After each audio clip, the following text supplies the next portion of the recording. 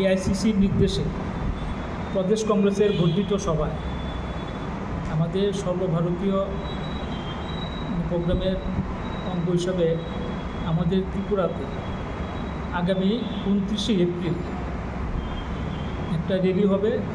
National Herald পত্রিকার বিরুদ্ধে যে দূরভিসন্ধিমূলক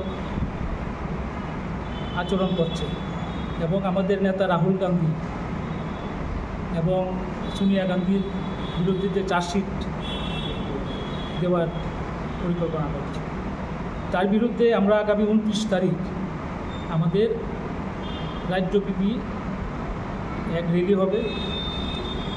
আমরা সেই র্যালিটা 29 তারিখ করব।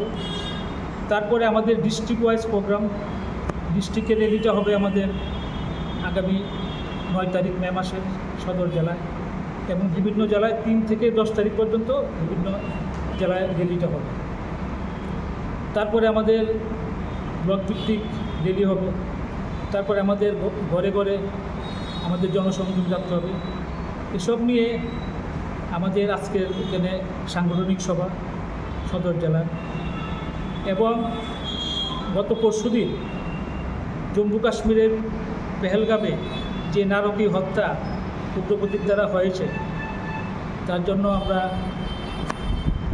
যারা নিহত হয়েছে তাদের পরিবারদের আমরা সমবেদনা, এবং আমরা এই ব্যাপারে আমরা খুব মর্মাহত। সদর জেলা কংগ্রেসের পক্ষ থেকে তাদের পরিবার পরিজনদের প্রতি আমরা সহানুভূতি জানাচ্ছি এবং আমরা ওদের আত্মার সদ্গতি কামনা করছি। আমরা চাই যে উগ্রপন্থী এইভাবে নারকীয় হত্যাকাণ্ড করল, তার তদন্ত করা হোক। কারণ ডিমনিটাইজেশনের পরে আমাদের স্বরাষ্ট্রমন্ত্রী বলেছিল যে আমরা উগ্রপন্থীদের কোমর ভেঙে দিয়েছি, কিন্তু বাস্তবে দেখা গেল অন্যরূপ। আমরা তার নিন্দা জানাচ্ছি এবং আমরা এই সাংগঠনিক সভা থেকে আমরা সবাইকে সতর্ক করছি, আগামী দিন আপনারা যার যার এলাকাতে শান্তি বজায় রাখুন। বিভিন্ন কুচক্রি দ্বারা বিভিন্ন অপপ্রচার হচ্ছে, আমরা তাতে কান দেবেন না। আমরা সদর জেলা